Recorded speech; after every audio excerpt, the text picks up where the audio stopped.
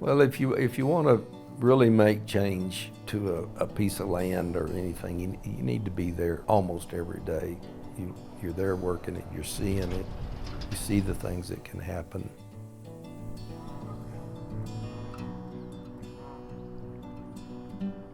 First time I remember meeting Greg Moore, and this has been a long time ago, so he was just a typical rancher, I'll say, when he first came in, and now he's morphed into something.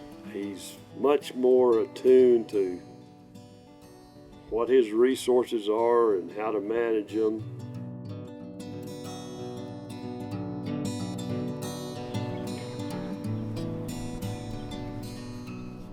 Over time, I've changed a lot of the thought stuff that I've done, and it basically is just trying to get in sync with the country, trying to fit the cattle to the country, and rest and rotation.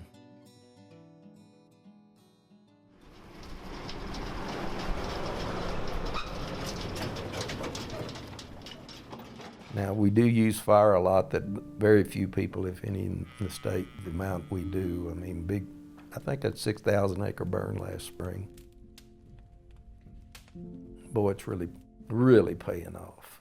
Turning juniper and pinon 80% to 90% monocultures into grasses again for the next 40 years.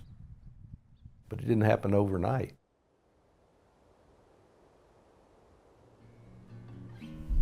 This is one of the species in the tallgrass prairie.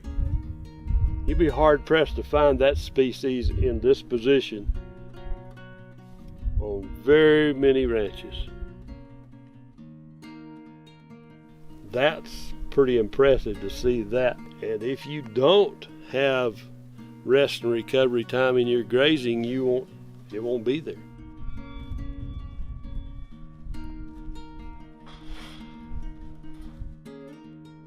Throw everything out the window that you learned down there where it rains 56 inches a year, and you come out here, you better change up your thinking.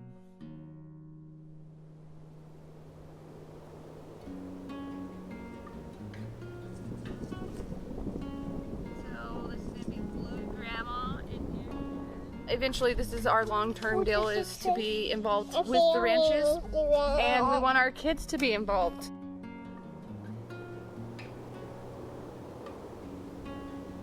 Hopefully they will soak all of this knowledge in, and when they're old enough and they're taking care of this stuff, they're doing it the right way. And they learn from us. The main thing is we have to make a living out of these cattle. All these things I'm doing have a return on investment in reduced feed costs, more bred cows, starting to realize the income from the hunting, from on a commercial basis and stuff like that. So we have to make a living, but we try to do it practically.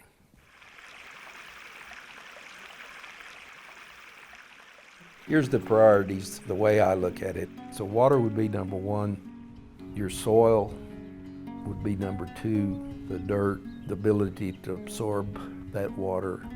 Your grasses and forbs and browse would be number three, and then the wildlife.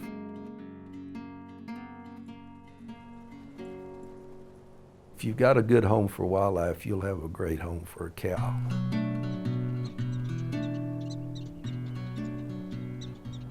I have to admit I'm not a great proponent of prairie dogs, but I do see that there is some potential. He has some prairie dog town here that does not look like a typical prairie dog town on most ranches.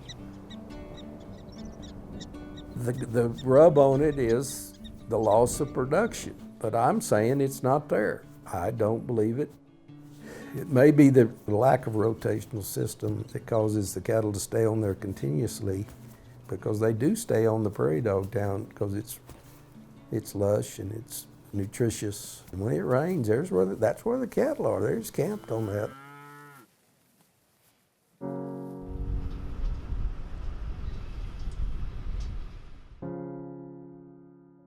What is a rancher? When you narrow it down to, hey, I'm out here managing resources. And that's what we're doing, you know. We're managing resources.